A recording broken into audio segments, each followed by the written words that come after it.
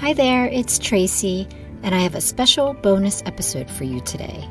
Before we get started, I wanted to let you know that Season 5 of the show will be launching soon in the new year. Season 5 will be Lost and Found, stories about the people and things we've lost and the journey to reclaim and rebuild the broken pieces. If you have a story to share, contact us at stories@vietnameseboatpeople.org. Also, we just launched a new initiative called VBP Journeys. It's a digital space where you can share photos and memories of your family's diaspora story. This project is still in the prototype stage, so be sure to check it out and give us feedback. Go to www.vietnameseboatpeople.org/journeys. Last month, I was invited by the Chrysler Museum in Norfolk, Virginia, to a virtual conversation with artist and filmmaker Tuan and Tracey and museum curator Kimberly Grant. Tuan was born in 1976 in Saigon, Vietnam. In 1979, he and his family immigrated as refugees to the United States. From there, he grew up in California most of his life, until his artistry took him back to Vietnam as a young adult, and he's been living there since. His art and films have been featured in museums and collections globally, and in this conversation, we explore his latest film, The Boat People. In this bonus episode, Tuan, Kimberly, and I discuss our histories, war, and the causes of migration. Take a listen. So, Tuan and Tracey, we're going to begin with some background about you guys and your practice. So let me share the screen. So I'm going to hand it over to Tuan and just let me know as you want me to move forward. All right, cool. Thank you, Kimberly. First of all, thank you for putting this together and for connecting me with Tracey. I am completely honored. And I think, and I'm hoping that I get to work with Tracey as we move forward in the future. So the film that is being exhibited at the Chrysler Museum is a film called The Boat People. It is shot entirely in Bataan in the Philippines. And Bataan was a really important landing site for Vietnamese refugees after the end of the American War in Vietnam that ended in April 30th, 1975. The numbers are quite not very concrete, but the estimation is that 2 million people migrated from Southeast Asia in what the French called Indochina, which is Vietnam, Cambodia, and Laos, by sea after the end of the war. And I think the rough numbers are about half of those people did not make it. And Tracey, you can correct me later if I'm wrong, but you know the numbers aren't right, and they're not accurate at all. But these are the rough estimations that I've come across in my years of kind of reading about this time in history. But the film is, although the film is very much about history and the history of the people that have landed in Bataan, it's also very much based in the future. We follow a group of children who have traveled by boat around the world, and they're trying to piece together some sort of understanding of world history as the world is on the edge of human extinction. And I became really interested in Bataan primarily because of the PRPC, which is the Filipino Refugee Processing Camp there. I have to maybe step back a little bit and say that this film is kind of like the second in a series of films. The first film is called The Island, which I completed in 2017. And that film was entirely shot on this island called Pulau Bidong. And Pulau Bidong is situated on the northeastern coast of Malaysia. And Pulau Bidong was one of the largest and longest running refugee camps after the end of the Vietnam War. And that film is also set in a kind of dystopic future as well. So I was invited to Bataan through a residency program, an amazing residency program called Bellas Artes Projects, by some really amazing people, namely Diana Campbell, who was a curator there at that time, and J.M. Akuzar, who founded the residency. And I think they, they had known that I was really quite interested in researching these landing sites post-Vietnam War, and they had seen my film, The Island. So they invited me to come to Bataan and kind of do some research. And one of the first locations I got to visit when I was in Bataan was the PRPC, the refugee camp, which now is mostly open land. Most of the structures are gone, but there is a really interesting museum there, kind of maintained. I'm not sure if it's maintained by the local government or just by people who had worked there before. But it's a small museum, but they have some really interesting artifacts left over from the refugee camp. One of the objects that I became most kind of obsessed with was a boat. Was a boat that was used to cross from Vietnam and landed in the Philippines. They had kept several boats, but I think one boat ended up in San Jose at a museum in San Jose, and the other boats were just after years of, being left outside, just kind of fell apart. So I was thinking about how to kind of engage Bataan. And the more time I spent there researching, I kind of started to be really interested in the other histories of Bataan, the other kind of landings, because Bataan is on an island. The Philippine archipelago was a landing site for a lot of different kind of moments in history. One of which was the invasion of the Japanese during World War II. The refugees landing in the Philippines after the Vietnam War. The Philippines, in that kind of area that I was working in, was also the landing site of a group of people called the Aita, which I think anthropologists call the Negritos. It's a really kind of interesting history there. So I wanted to kind of expand the film to kind of explore Bataan's history and its collection of relics. There's a lot of museums there and a lot of objects left over from all these historical events. The film is accompanied by a lot of objects that were used in the film. Bellas Artes is situated on in a project called Las Casas, and Jam Akuzar's father is also a collector in his own right. He collects historic buildings. So, for instance, like national heroes, their houses, built, 100 years ago, he would purchase those houses and migrate those houses onto this piece of land by the beach that he has as a way to kind of, protect the houses as national treasures. Jam's father was an architect, and now he's been doing this.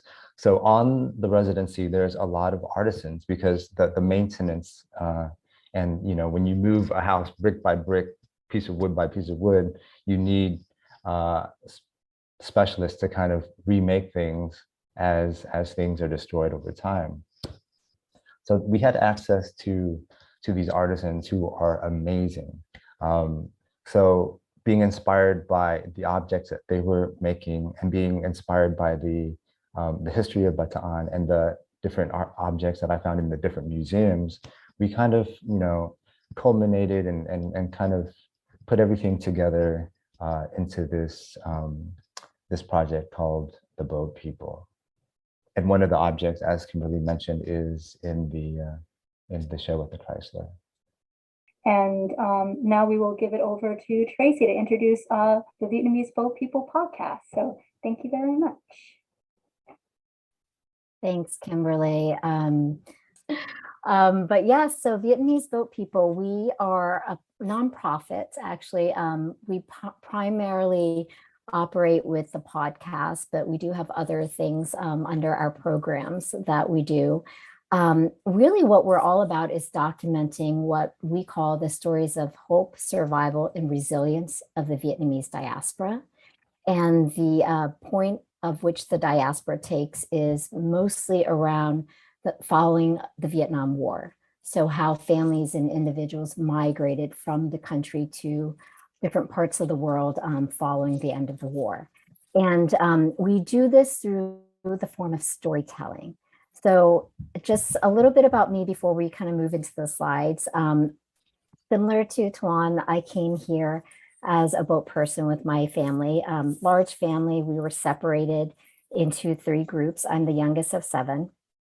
And so, you know, it was really risky and expensive to all flee the country at one time. So we had to take 3 separate journeys, 3 years apart, and miraculously reunited in the United States. But I was 3, so I don't obviously remember any of this. And for me, growing up, it was all about assimilation. So I didn't really inquire about our history. I also wasn't really taught about our history in American education, right? So like if you think about, and I went to public school, if you think about the public school education, even still to this day, when we talk about the Vietnamese community, we talk about in the context of the war, but nothing after that, and nothing about the community or, you know, their diaspora stories. So this project was very personal for me because I became an adult. I became a mom of 2. And I started to want to inquire about all this history because I wanted to be able to preserve it and have a legacy of what my parents had to endure and what our family and relatives had to endure, to be able to pass it on to my children who are American born and raised. That really is what started the podcast and the nonprofit. So our mission is to preserve these stories as part of world history. We felt like in order for us to tell the narratives of our community, we had to take upon ourselves to bring that forward in an accessible way. So we're certainly not the first oral history project around this subject, but what is very important to us is to create it in a way that is relatable and that is digestible, so that the everyday individual could really understand it without having to feel like they have to go into in-depth history or research to be able to really grasp what the Vietnamese diaspora was all about. Our podcast is all in first person. We wanted our community to tell our stories. That was very important to us. And we also wanted to just elevate the overall Asian American narrative. I say Asian American, it's a very big umbrella. And sometimes I hate that it's a big umbrella because when you peel the layers and the onion underneath, it's that every Asian group, we all come from one continent, but our countries are vastly different, right? And so I thought it was important to kind of be able to showcase the Vietnamese narrative in this context, so that we don't get lost in the bigger umbrella. And also, I won't go into politics, but roughly around 2018 or 2016, when this idea was brewing, there was just a lot of controversial discussions among immigration, refugees, America closing borders. And I think people were starting to form assumptions and stereotypes of why someone chooses to flee their country. And so by starting the podcast and this organization, what our team hopes to do is evoke more empathy by listening to these first person stories and experiences through everyday people who really had to endure a lot, right? And this is not an easy decision that refugees or immigrants make to leave their homeland and their families behind. So, you know, our stories are meant to really connect emotionally so that people have better understanding on a migrant experience.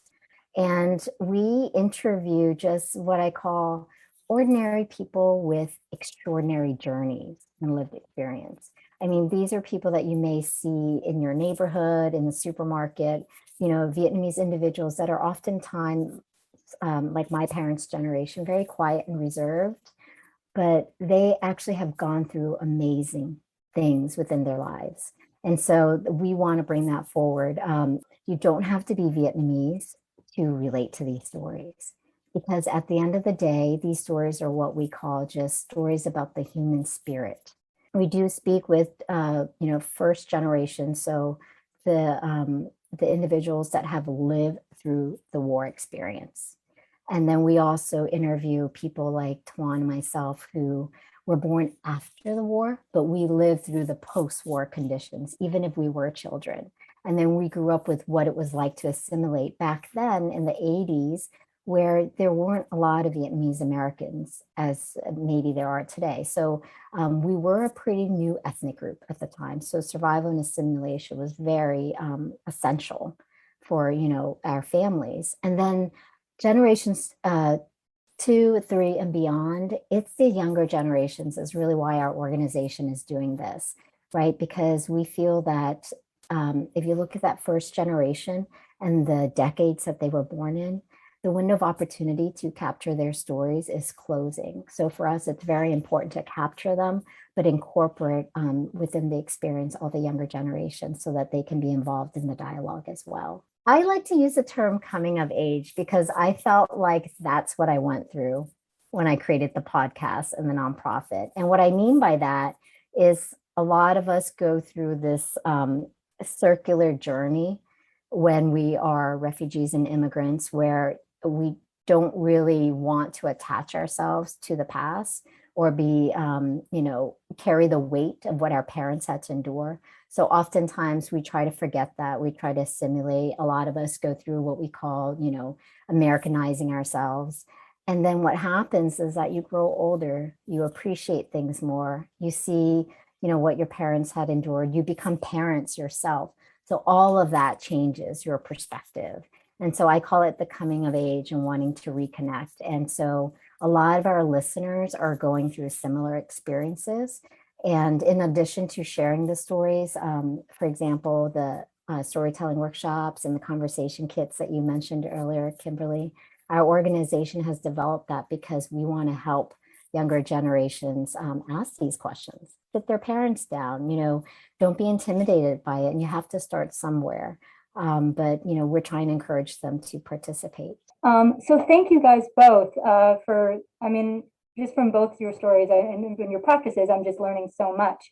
And it was funny because I had a question that kind of Tracey somewhat answered, so I may come back to it. But I think I actually want to start by asking you both the question, and that is really about the phrase, the boat people, because in kind of doing my research when I was, talking to Tuan and kind of just doing, just kind of learning a bit about, that moment in time and everything, the term, I had a very visceral reaction to it initially, even though like the film is just so amazing and the podcast is so amazing. But so I'm wondering if a little bit, both of you can kind of talk about why you titled it there. And as well as, I know that the term has some different connotations. So I'd love for you guys to both just kind of just begin there. So maybe we'll go with Tuan first. How about just so that way he can unmute.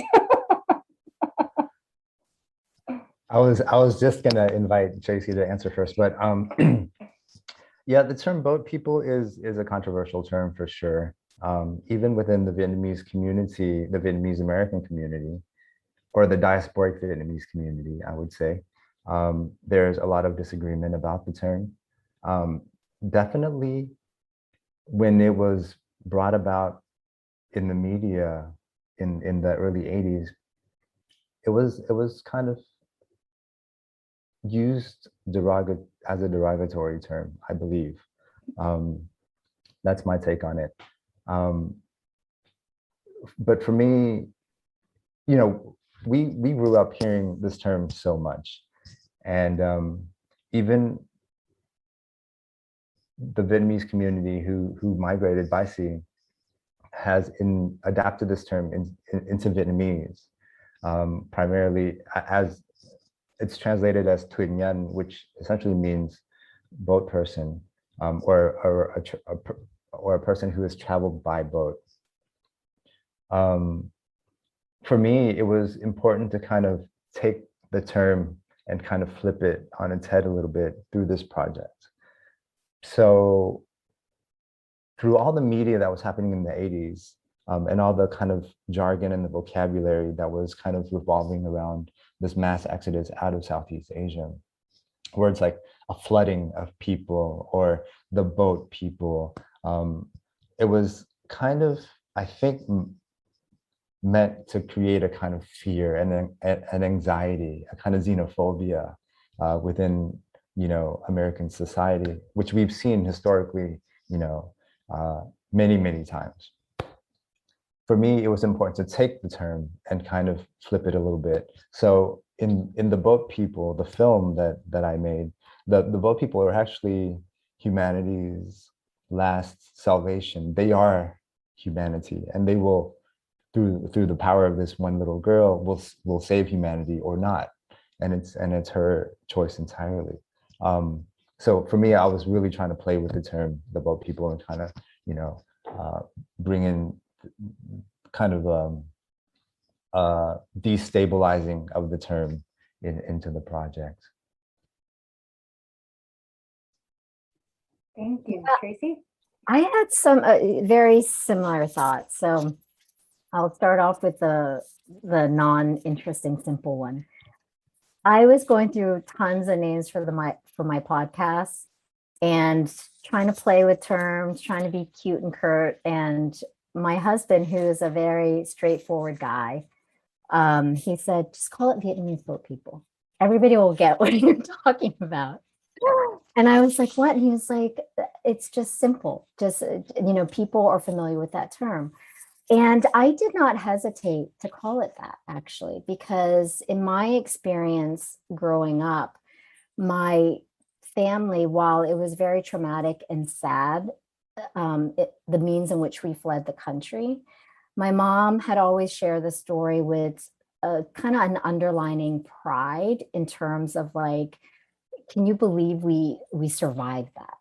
Can you believe that, our people had the strength to endure that, and that, they were willing to risk everything, their own lives, to be able to search for freedom. So I think that type of connection to it was always in the back of my mind. And it wasn't until I started the podcast where, like Tuan had described, I did start to see how the media was portraying the term. And there were definitely areas where, boat people were portrayed as this sort of like pathetic group of people that needed rescuing, that needed Western countries to take them in. Do you know what I mean? And so there is that perception. And then, some of the photography from back in the 70s and 80s did show those types of conditions. And so some people don't want to be associated with that term. But I think that the one thing that we try to do in our podcast is very similar to what Tuan said. If you listen to our podcast, what you will find is that these are not sad and pathetic stories. These are stories of people just overcoming a lot of hardship, and they had been able to find the strength within themselves, but also found humanity and support and kindness from people that they were surrounded by to help them overcome this. And so we think it's very uplifting. And I do hope that by listening to these lived experiences, that people can walk away with a different perception of what Boat People really is.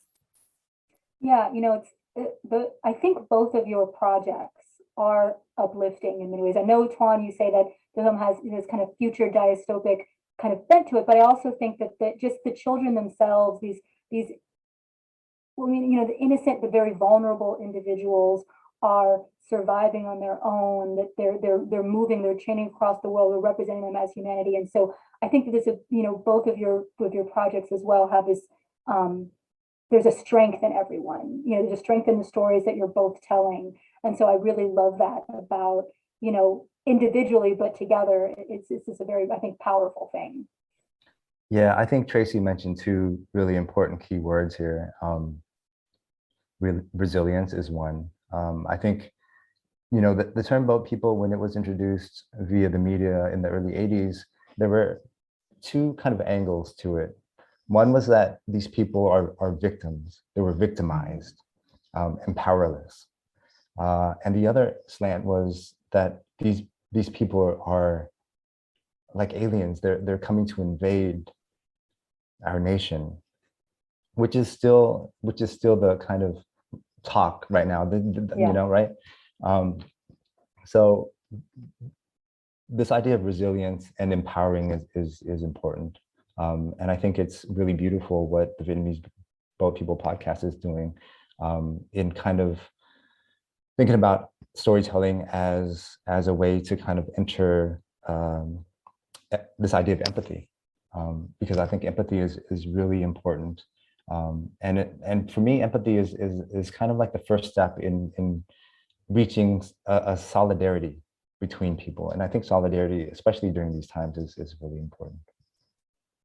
I think that, I mean, especially I think right now, I mean, so my next question, I think, and I'd love, and then I want to have us just have a dialogue. So Tuan, Tracy, if you guys have questions for each other, let's do this. But the other question I kind of have for you is, you know, both of the projects deal with, you know, this idea of kind of immigration, of travel, of, you know, almost a refugee situation. I'm curious as to, you know, how you think the experience of, you know, the American War in Vietnam, the Vietnam War. And I think that's another kind of interesting question about the terminology, about how we use, you know, and how it's taught and the language that's used to be taught. But also, I think, how does that experience, you think, could teach us about what's happening now with the Haitian refugees that are, you know, under a bridge in a border town in Mexico, about, you know, the Afghanistan situation. I think there's so much happening right now that I think both of your stories, though they're talking about a past moment, are just so relevant. I mean, it's a happening again and again. So I'd love to get your thoughts on that. Well, where do we start? I mean, I could start with the recent events in Afghanistan. I mean, I'm sure you guys followed it, just how much the Vietnamese community came out and said, wow, this is like history repeating itself, right? And so I think there's like, I don't want to categorize, but there's different experiences of refugees. And in the case of the Vietnamese refugees, I think countries like America felt a great deal of responsibility to help take in the refugees at the time. So, you know, before there was boat people, there was organized evacuations right after the war. So, you know, right at the fall of Saigon, there was Operation Baby Lift, Operation New Life. I mean, these were organized evacuations to get Vietnamese people out of the country that were associated with Americans during the war, or that worked for the embassy, or that had relationships. And so that's exactly what's happening now in Afghanistan. I mean, those organized evacuations are prioritizing those citizens. And so I think there's that sense of responsibility that we may not always see when it comes to other refugee groups across the world. So a lot of politics is underneath that, as we all know.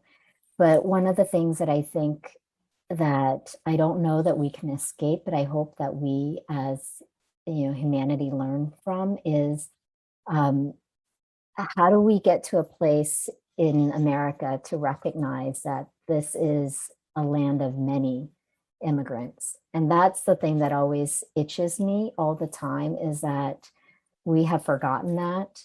And I just think that if we can get to a place where we recognize that, I think things will become different for how we accept refugees and how we respond to relief efforts as everyday citizens. I mean, certainly there's organized agencies and nonprofits out there, but as everyday citizens, I think it's important for us to kind of look at all these historical events and understand what we can do differently as part of this generation.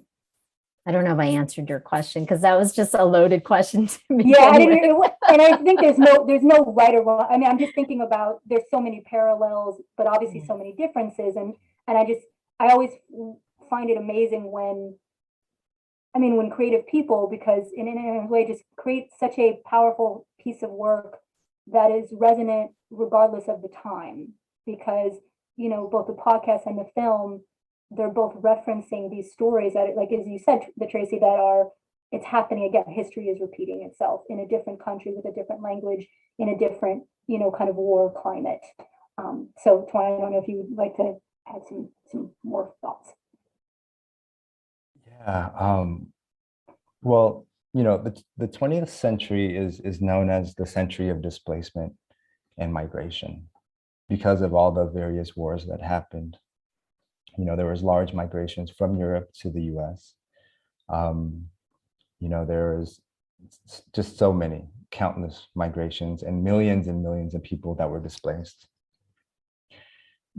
The thing is that we're now in a different century, but the number of people that are being displaced is not getting any less.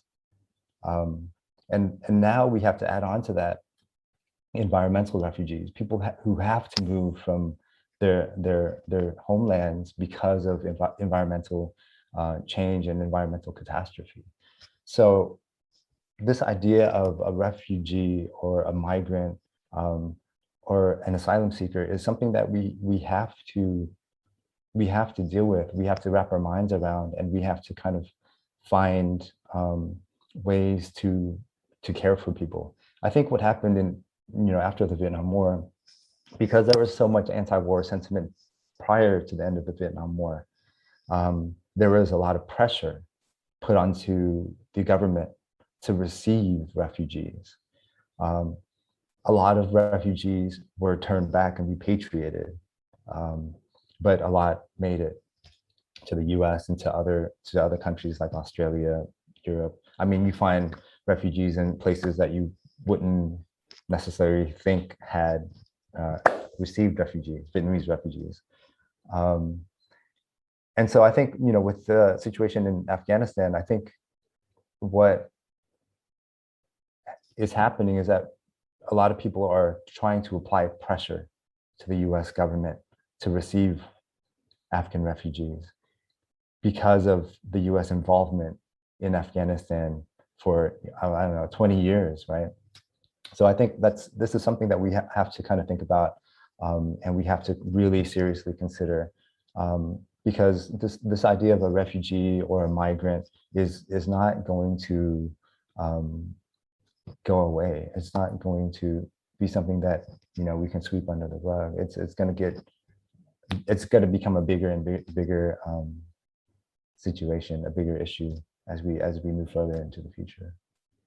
Yeah, I mean, and just even thinking about, you know, I mean, it was the idea of displacement. You also think with the COVID crisis and how so many people, you know, left either voluntarily or kind of felt like they're kind of forced to leave. And so I think that, again, you know, and that was a term I had not heard of, but I think that's, as I'm thinking about it, as you were saying it, I was like, wow, yes, because you think about, you know, also you were saying about, you know, refugees going to different places, made me think of when you had the I'm sorry, the famine in Sudan. And so you had, you know, refugees going from there to, you know, Europe as well. So I just think, so again, that having to leave, whether or not it's by war, whether it's by the environment, whether it's by, you know, issues of, you know, disease, it's getting worse, which is scary. Right. I mean, you know, the war in Vietnam was a continuation of a kind of colonial presence, right? Yeah. The French were in Vietnam for 100 years, colonized the country. So this idea of, you know, the colonial history also has a big factor in all the migrations that are happening out of Africa, out of Southeast Asia, out of South Asia, out of the Middle East. You know, economic factors is another thing. I mean, I was in Senegal a few years ago doing a film about a migration of Vietnamese women and children from Vietnam to West Africa. but during my time there, I mean, there was a lot of stories about young men migrating from Senegal by boat to try to get to Italy because they couldn't survive due to the economic hardships that they were suffering in Senegal, in West Africa. And a lot of the money is going to France. So it's like, Yeah. The relics and the residue of colonialism is still there, and it's real, and it's still affecting people, and it's still affecting migrations that are happening. Yeah, I think that's the one thing about the Vietnam War that I think a lot of people don't know is that Vietnam was at war for centuries. I mean, it really wasn't an independent country until after the war, right? And that's what I mean, in Vietnam, they call it the American War. I don't know if other people know that, like Tuan probably knows that there's a museum where, it's called the American War. And really, it was a civil war in Vietnam between North and South that the Americans got involved in. But after the war, because of all those decades of not really governing the country independently, they were left in a position where they didn't actually have the right leadership. It was a war-torn country where infrastructure was destroyed, where you still had people that were not in favor of, at the time, the communist regime. So there was just all this conflict that I think led to so many just disparities in the fall of the country itself. And that in itself made it really hard to survive for everyday citizens. I mean, not only did like the economy, I mean, other countries were closing doors and not trading with Vietnam, so they couldn't grow. They didn't have the means to rebuild their country. So they had citizens become laborers to rebuild the country. If you listen to the podcast, the government reissued the currency, and it's because they wanted everybody on a social, even platform, so that there wasn't any like disparity in wealth unless you were part of the government. So all of those things that were happening to the citizens, I mean, a lot of them did think they were victims of it, right? Because they had no control. And it's one of the things that I asked my dad was, Dad, everybody was fleeing Vietnam after the fall. Why did we not? Like my dad had told me we didn't even attempt to flee. We migrated south, but we thought, no, this is our country and we're going to stay. And he told me it's because nobody had any idea what was really going to happen. And my dad said, your mom and I, we weren't fighting in the war. We had no real political ties. He was like, I was a teacher.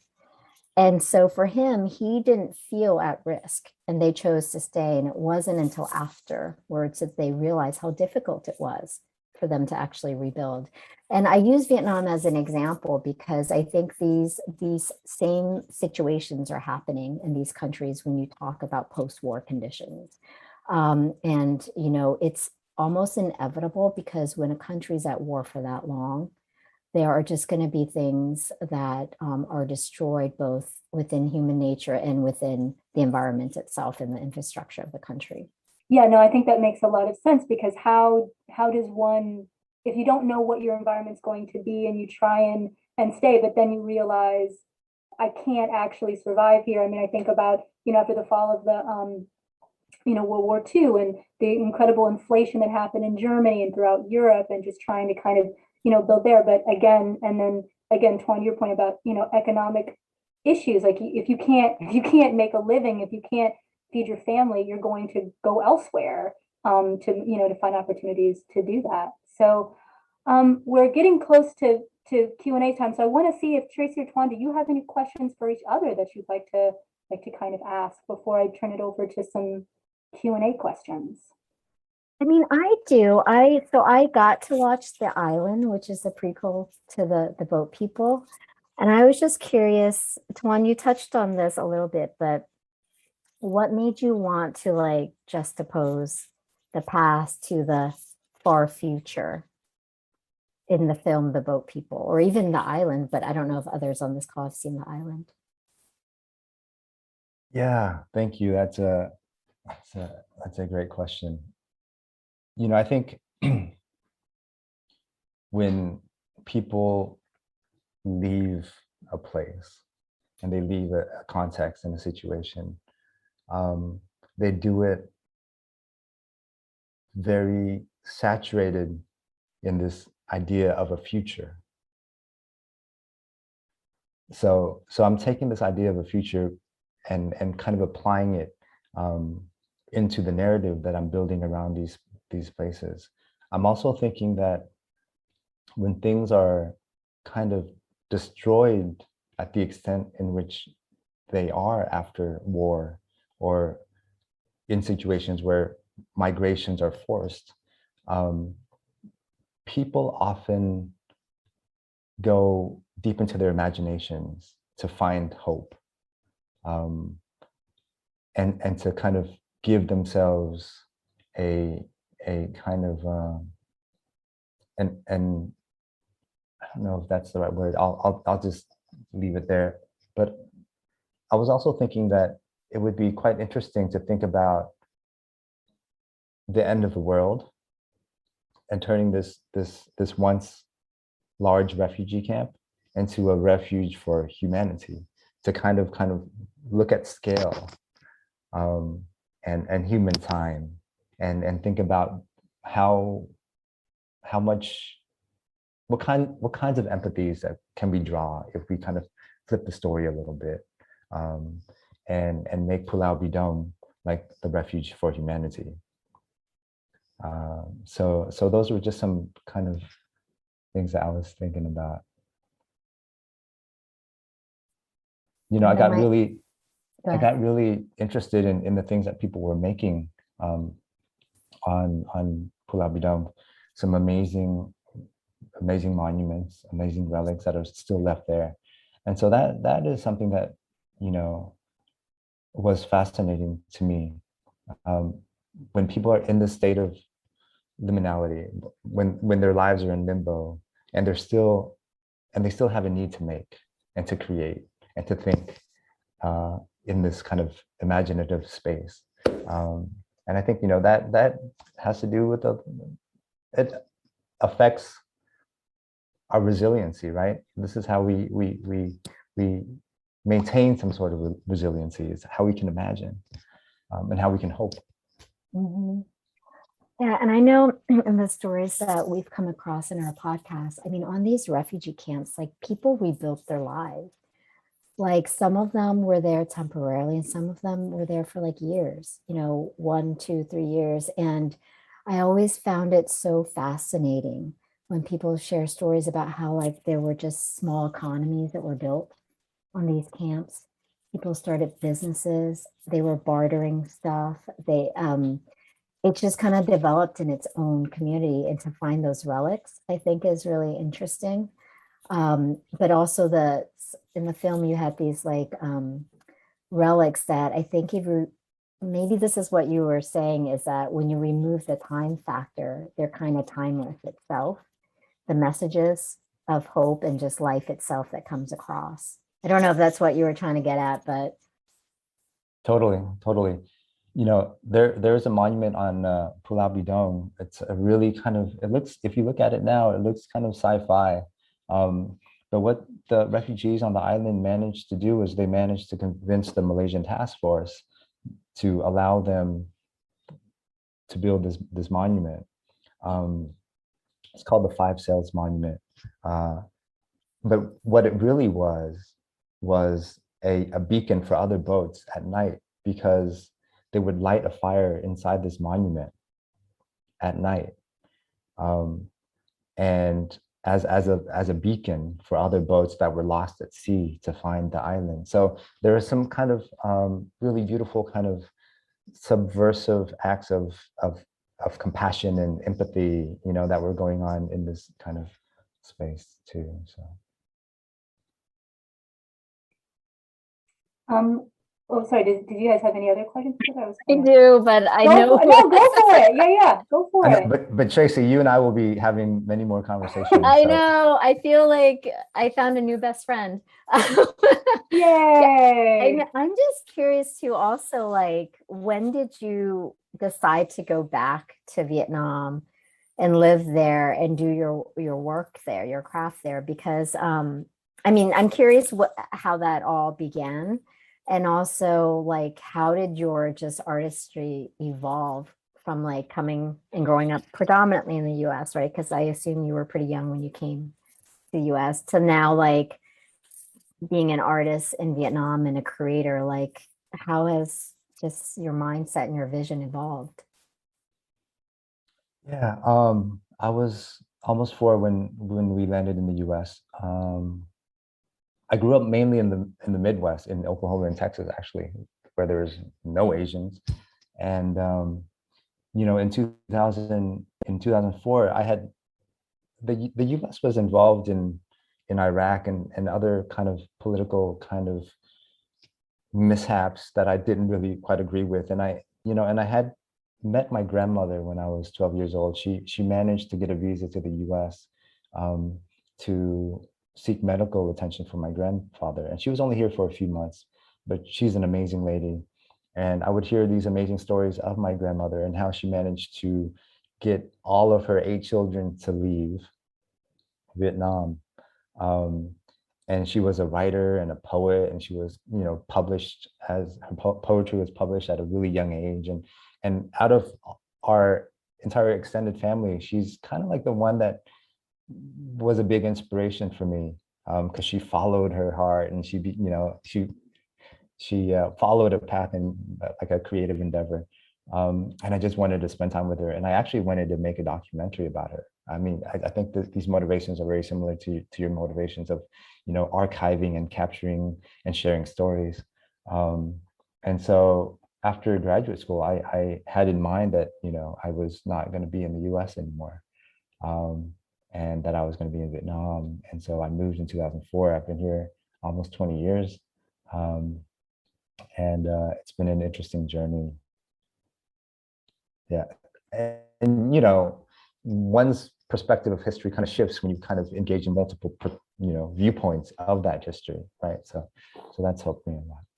Yeah, and I bet the country's just changed so much in the 20 years that you've been there. I mean, Yeah, tremendously. Every month it changes. Well, some things change really fast, and some things change really slow. not fast enough. Yeah.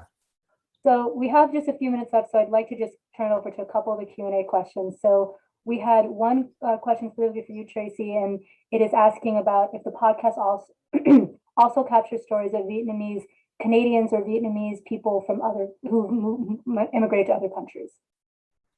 Currently, most of what's on the podcast are Vietnamese Americans, but I would love to capture stories of the Vietnamese community in other countries. So if you have one, please contact us at share@vietnameseboatpeople.org. Right now, we do have a blog also that people contribute to, and that blog has stories from all over the world. So we've had contributors from Canada, from Austria, UK, Australia, UK. So, I mean, we're absolutely open to it. And the interesting thing is a lot of our listeners come from all over the world.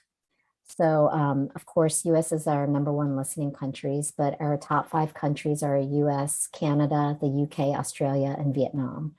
And then we've got like 10 other countries that download the podcast. But yeah, I'm very open to it. And I would like to see more Vietnamese people in other parts of the world share their story on our podcast. Wonderful. So we have a question for both of you. I guess, have either of you ever had discussions with other Asian communities with different experiences, about the different experiences of the Vietnamese, Laotian, Cambodian refugees trying to build a new life among Filipinos in the Philippines, as opposed to building a life in the United States? So I guess, you know, kind of if you knew of anyone coming to the Philippines as opposed to the United States, and this person says, as a Filipino American, I'd never known about these refugees until about learning about your work. So we've got someone new who's learning about your project. So I don't know if anyone wants to talk about that. I personally have not on the podcast. There is a documentarian named Đức Nguyen. Tuan, I don't know if you know him. He's based in California. We profiled one of his documentaries, but I know he's done a series, and one of them, gosh, I can't remember the name of it, but it was about a group of Vietnamese people in the Philippines. And it was actually, I think, centered around being stuck in the Philippines and then just coming to terms and building their life there. Like they were kind of stuck in limbo. But on our podcast, we haven't. And one of the things that I think as our podcast is maturing that I'd like to explore, so in addition to Vietnamese outside of America, I'd also like to explore other ethnic groups in Vietnam during this time. I mean, there were a lot of Chinese that had immigrated to Vietnam, so Chinese Vietnamese families living in the country at the time and what their experiences were like, because there's this anti-China sentiment as well, because, you know, China and Vietnam once upon a time in history were at war. So there's a lot of that history in the country as well. But yeah, I would love to kind of explore all the different ethnic groups that were in Vietnam during that time. Yeah, I think, you know, all the facts kind of escape me now because I haven't revisited the story in a long time, but I think it was Palawan, a refugee camp in the Philippines, where there were generations born inside the refugee camp on in the Philippines, and they couldn't get nationality in the Philippines, and they weren't received by any other country. So I think this is the story that you're talking about. And there was a big court case trying to help these people get to a Philippine national like citizenship, or it all kind of, it was big maybe 10, 15 years ago. So I haven't kind of revisited the story, but it was really kind of crazy case where, you know, like there were 2 generations of Vietnamese refugees born in the Philippines that weren't allowed to be Filipino citizens, and they weren't taken. So it was a crazy kind of state of limbo for these people. Yes, yes. And I just Googled it. Oh, wow. It's called Stateless. And it's exactly what you were describing. There was a whole court case. And when I was talking to Duc Nguyen about his film that we featured, Bolinao 52, it's a different one, but he was saying when he was doing Bolinao 52, which is about some refugees that landed in Bolinao, Philippines. It's one of our episodes, but he did a documentary. At the time, there was a lot of boat pushback happening. So if people aren't familiar with that, there was just an influx of refugees. And so the neighboring Asian countries started to push them back to international waters, saying that we can't take any more refugees. So a lot of these boats ended up just floating at sea for weeks and months. And Bolinao 52 is a documentary about how a boat of 102 people finally landed in Bolinao, Philippines, but in the end, only 52 survived. And so Stateless was his follow-up to that, because he happened to be in the Philippines filming that when the court case was going on, Tuan. And so it then he piggybacked on it and made Stateless as a follow-up to that documentary. But these are very interesting films. I don't know who asked the question, but I would encourage them to explore those too as well. And Tracey, if you wouldn't mind maybe typing in the chat a couple of the names of the, I mean, we got Stateless and the other one, because I'd love to let our viewers kind of know. Absolutely. So it's 9 o'clock. We've kind of run up, but I'd love if Tracey or Tuan, if you have any kind of final words you want to say. I just want to say how wonderful this conversation has been. It's been wonderful working with you, Tuan. He and I have, just so everybody knows, he and I have been discussing about making something happen for years. So I was absolutely thrilled to be able to bring the Bill People film to the Chrysler, and it's a phenomenal work, and it's been wonderful getting to know Tracey and the podcast, which is also a phenomenal project. Yeah, thank you again, Kimberly, for making all of this happen. The film and related artifacts and sculptures are currently exhibiting at the Chrysler Museum until January 2022. Make sure to check it out on location or visit chrysler.org for details. I'm Tracey Nguyen Mang, and thank you for helping us preserve history. Don't forget to subscribe to the show on your favorite podcast app, and please take a moment to rate us and provide us feedback. And if you have a story to share, contact us at stories@vietnameseboatpeople.org.